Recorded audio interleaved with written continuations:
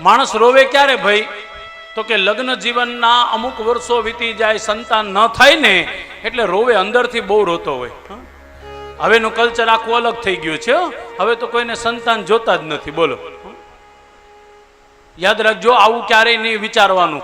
ભગવાન તમને ને મને ગ્રહસ્થ જીવનમાં જે કાંઈ આપે, દીકરો કે દીકરી, એ હંમેશા યાદ રાખવાનો ભગવાનનો પ્રસાદ છે. અને એ પ્રસાદને કાયમ માટે સારા સારા સંસ્કાર આપો. અને સંસ્કાર આપતા આપતા બને એવું ક્યારેક ભાઈ આપણે મહેનત કરતા હોઈએ, છોકરાને સુધારવાની મહેનત કોણ ન કરે? કયો જોઈ કરે ને? બધાય મા બાપ એને હાથમાં માળા આપવાની કોશિશ કરે, એને વિષ્ણુ સહસ્ત્ર આપવાની બધી જ કોશિશ કરતા હોય મા બાપ.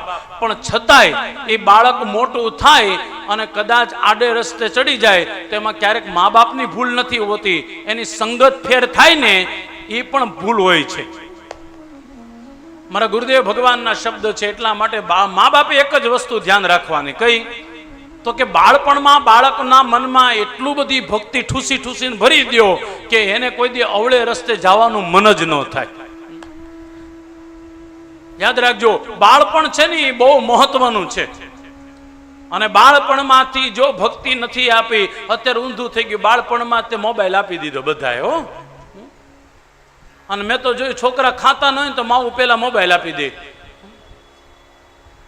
અને પછી ખાતો ન હોય, મોબાઈલ જોતો હોય. માને એમ થાય કે એ ખાય છે ખરા, પણ શરીર ભરવા માટે, પણ એનાથી એનો કાંઈ વિકાસ નથી થતો.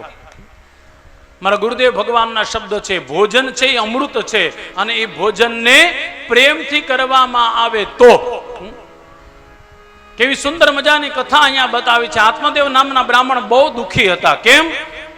તો કે સંતાન નથી. ગામના લોકો એને મેણા મારતા હતા. એક વખત તો આત્મદેવને લોકો એવા મેણા માર્યા કે હે આત્મદેવ, તમે અમારે ત્યાં કર્મકાંડ કરવા આવો અને અમારું બધાનું કલ્યાણ થાય છે, તમે તમારું કલ્યાણ કરતા હોત તો. જ્યાં એટલું સાંભળ્યું તો આત્મદેવ દુઃખી થઈ ગયા. હો, આત્મદેવે વિચાર કર્યો હવે જીવવું નથી. બસ એ જ સમય આત્મદેવ જંગલમાં જાય છે પ્રાણનો ત્યાગ કરવા માટે.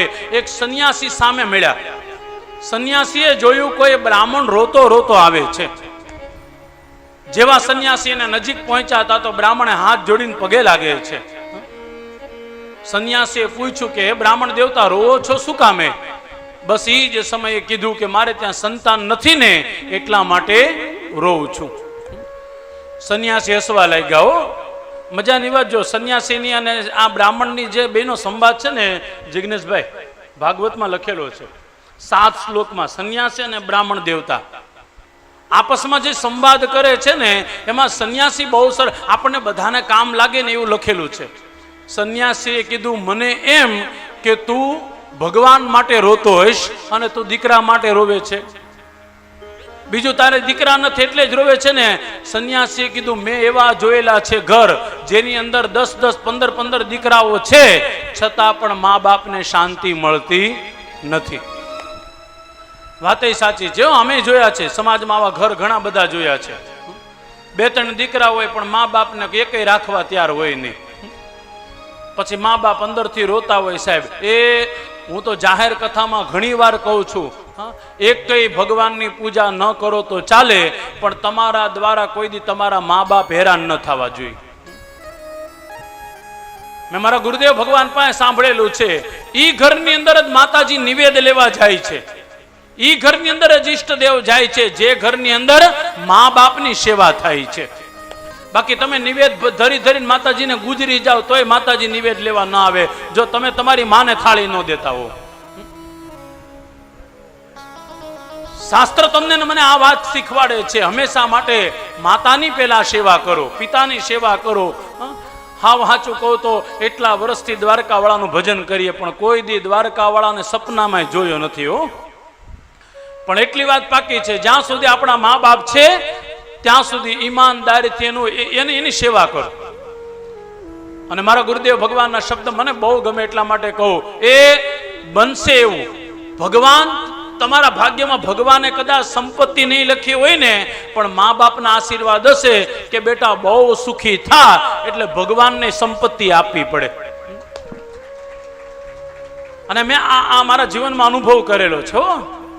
મેં જોયું અમારે યાર ફિલ્ડમાં રહેતા ઘણા બધા બ્રાહ્મણો એને ત્યાં સંતાન નહોતું, પણ ગામડેથી એના મા બાપને અહીંયા લઈ આવ્યા. પછી ભગવાન એને દીકરા આપ્યા. દીકરા આપ્યા નહીં, હવે બહુ સુખ હોતે આપ્યું. આમાં સમાજમાં દેખાઈ જાય સાહેબ. સુખી થવું હોય તો હંમેશા માટે માતા પિતાની સેવા કરો. અને સેવા કરવાનો સમય બહુ ઓછો ભગવાન આપ્યો છે હો. એટલું યાદ રાખજો, એ જેટલા જીવા છે ને હવે એટલું જીવવાના નથી.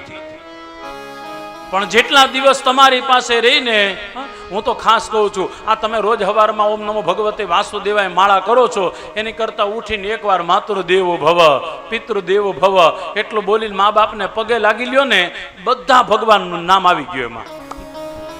મંદિરે જાવ એ બધી વાત સાચી છે, જવું જ જોઈએ. આપણે લક્ષ્મીનારાયણ મંદિરમાં જઈએ, રામ લક્ષ્મણ ભગવાનને દર્શન કરીએ, પણ એ રામ અને લક્ષ્મણને પૂછો કે તમને સૌથી વધારે વાલા કોણ? તો રામ અને લક્ષ્મણ હોતે કેવો, અમને દશરથ રાજા બહુ વાલા હતા, અમને માં કૌશલ્યા બહુ વાલી હતી.